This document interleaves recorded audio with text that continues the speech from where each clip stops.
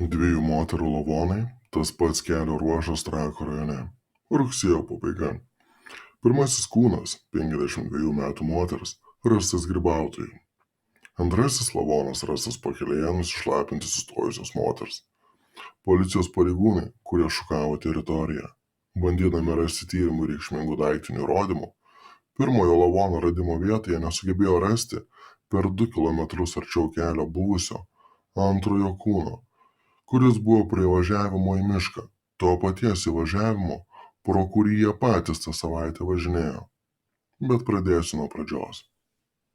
Gavus pirmąją auką buvo dedama mažai vilčių į patį skradimą, kadangi jam jau buvo aktyvaus puvimo etapo pabaiga, kas reiškia, kad lervos jau visų pajėgumų skaido audinius, o dominuojantis vabalai jau minta ir tomis lervomis, ir pūvančiais kūno audiniais. Todėl kaip ir filmus matote, kad rastas lavonas, kaip įtariama poros mėnesių, guli pilnas ir sudaro dailiai užmerktomis akimis, toli gražu.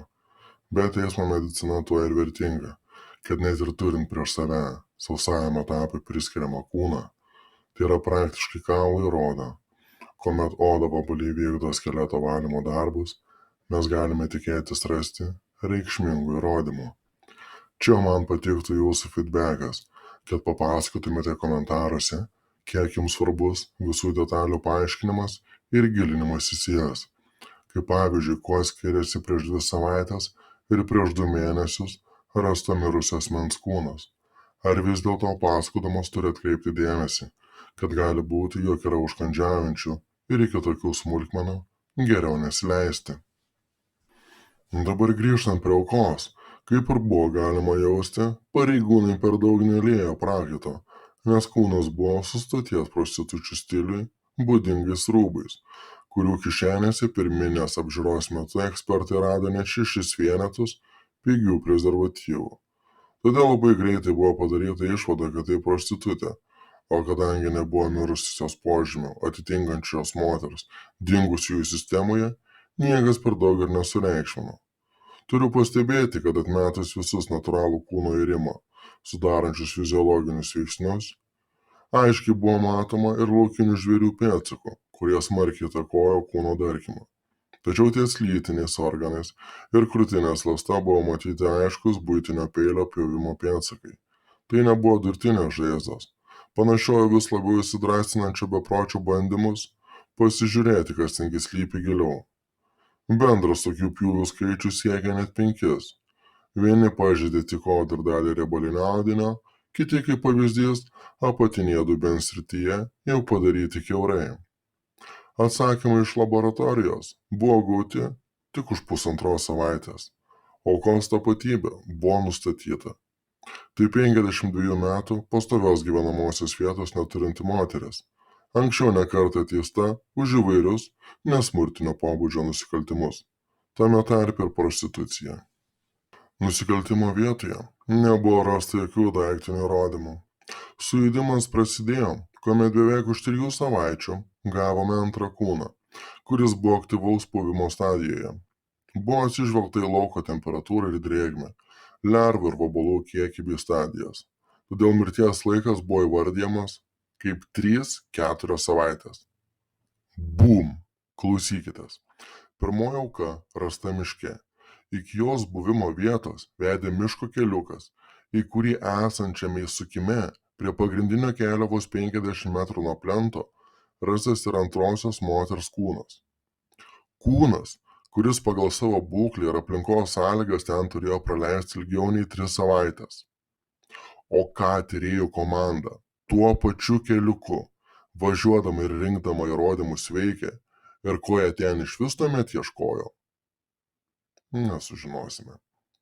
Bet kokiu atveju, tuomet jau buvo nuleista informacija, kad visi tyli, įvyko klaida, kuri nėra esminė. Todėl niekas ne tik, kad negavo papeikimo, bet ir mano žiniomis ant kilimėlio nebuvo pakviestas.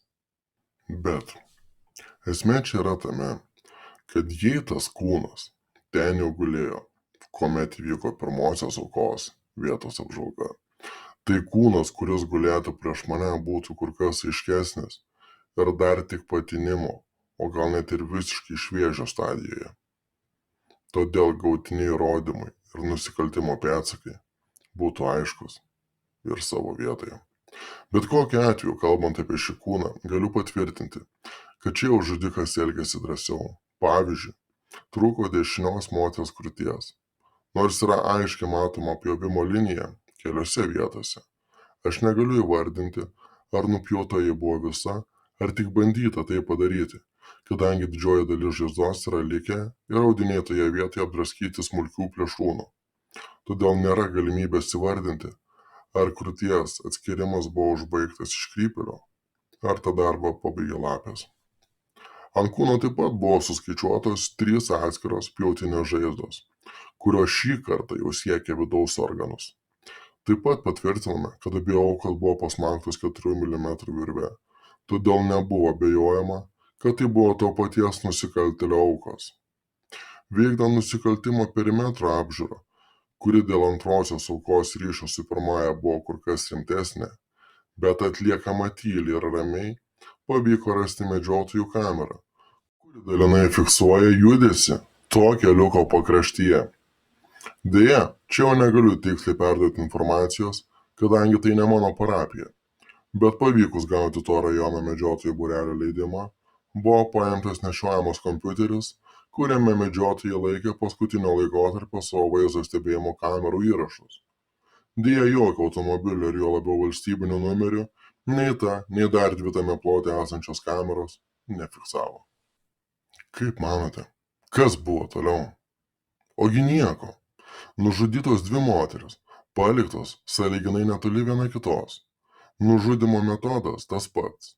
Abi mėgėjiškai pjaustytos peiliu. Bet abi teistos už prostituciją.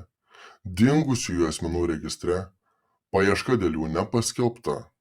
Tad byla tiesiog nugulė į stalčius dėl įrodymų stygiaus ir labiau prioritetinių kitų bylų. Pabaiga. Praėjus 7 metams niekas niekada prie šios bylos mano žiniomis negrįžo. Ačiū. Sekantis video dar šią savaitę apie 4 paauglių nužudymą, kuris jau buvo atskleistas. Iki pasimatymo.